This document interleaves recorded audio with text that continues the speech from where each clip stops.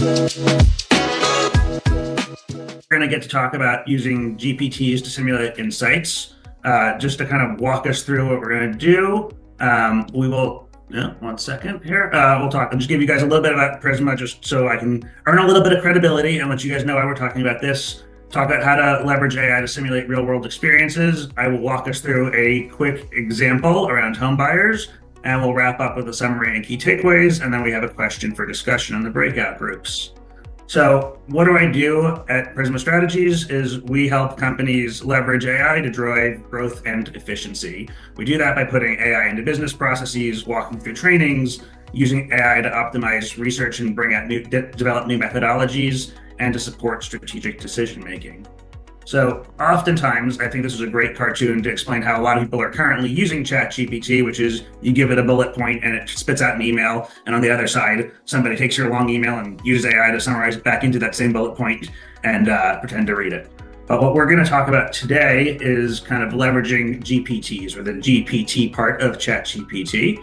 And they are generative pre-trained transformers, which it really doesn't matter what it stands for. I'm happy to talk about that offline, but really it's kind of a fancy assistant or digital assistant that can help you respond to text. It's kind of a supercharged individual version of what ChatGPT can do, and it's customized to your individual needs, and you can build these to support your own needs for your company or for anyone at large.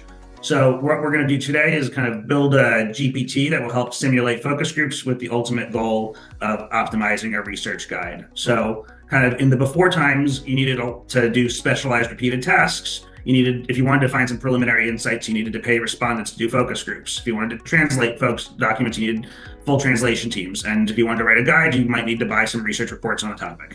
That is not to say that these things are not important in today's day and age, but there's a lot of ways we can use AI and GPT to make this faster. And so for just like $20 a month, we can use synthetic data to help do some exploratory research. We can fill data gaps, and we can translate documents in seconds. And so what I'm going to do here is walk you through what the GPT process looks like. And so if you go to the ChatGPT website, there's a section, just chatgpt.com/GPTs, where you can create your own GPT. And so we'll just click the create button, which would take us to a page that looks like this. And I have we'll push the create button, and it will give us a slide that says name, description, instructions, and it will give us an opportunity to insert conversation starters. We can tell it whether we want to search from the web, leverage Canvas or DALL-E or image creation, and you can upload documents and samples right here. So what I did is I wanted to create one called home buyers. And so we're going to do focus group simulations with home buyers. And what we're going to do is try to simulate focus groups around home buying. And here are the instructions that I gave it. And so as a reminder, this is what it will look like. That page that says instructions, we'll give it those instructions. So I told it that I wanted a ChatGPT or GPT that generates the best focus group guides. So I asked it to ask me for the objective, my audience, the end size, so how many people I want in the focus group, and the length of the focus groups. I also want to make sure that it collects the appropriate demographic information so that we can get representative focus groups. Then I ask it to provide me a focus group guide that I would use in the group. And then once it generates this guide, I can ask for edits or how I would change it. Once it's approved, I'll simulate the focus groups, and I'll show you guys what the output looks like in 1 second. It'll simulate the focus groups, and it'll generate a transcript. And it will use a report that I've already uploaded to answer some questions. And then I could say, based on this new report, is there anything I forgot to ask in the initial guide? And I have it rewrite the guide. And so you can spend a lot of time rewriting and playing around with, hey, if I ask this question differently, if I look at the transcript, how would I better simulate this guide? Or this focus group.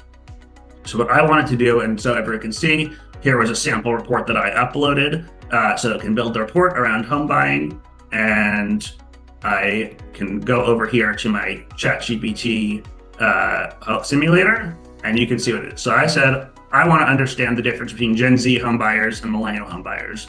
Let's run 2 focus groups with 6 people each. One will be millennials and one will be Gen Z, length of interviews 2 hours, and make them representative of nationals. So it outputs kind of what are the things that I'm looking to do, and then it gives me a discussion guide. And so it's such a good moderator. It knows to do an emotional handshake. It knows how to engage people.